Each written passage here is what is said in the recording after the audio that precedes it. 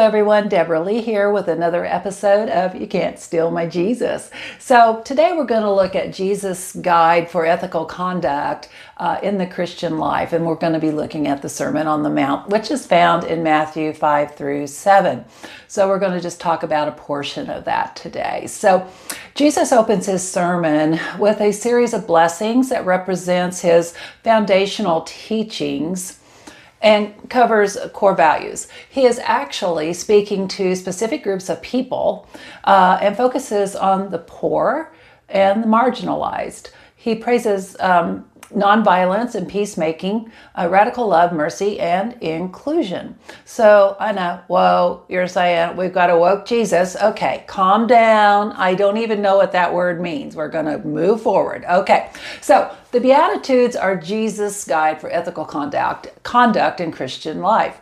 It is a pronouncement of blessings, a quality of life, and a reason why the recipient should be considered blessed. So if you're really following Jesus' teachings, this is what he starts off with in his sermon. So the first one is, "Blessed are the poor in spirit, for theirs is the kingdom of heaven." So this is a blessing for those who practice humility and resist pride.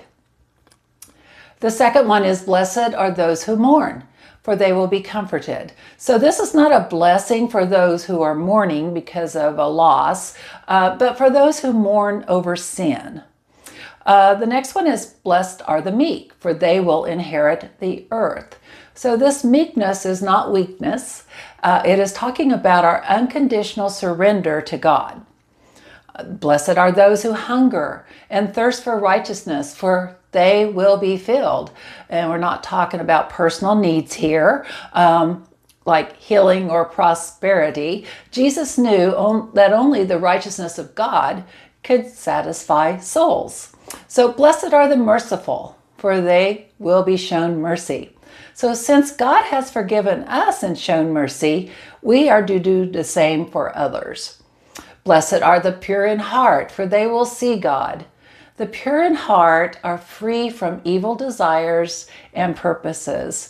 They can see and experience God's presence because they are free from self-righteousness and arrogance. "Blessed are the peacemakers, for they will be called children of God."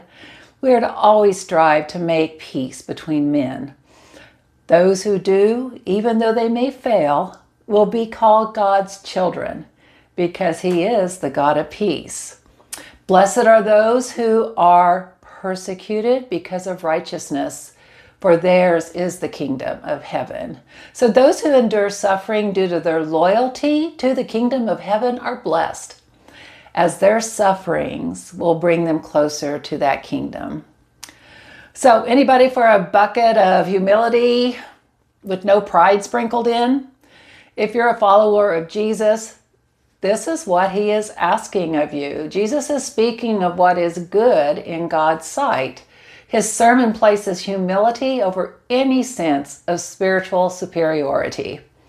The people at that time of his sermon were oppressed by Roman rule. He was speaking out against and rejecting the state as being religiously sanctified. We've seen a bit of that in our country lately.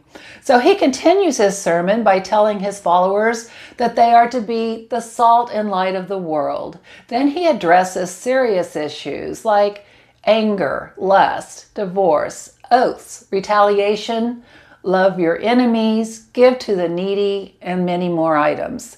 The Sermon on the Mount is his declaration for how Christians are to act. No excuses. Thanks for listening. See you next time.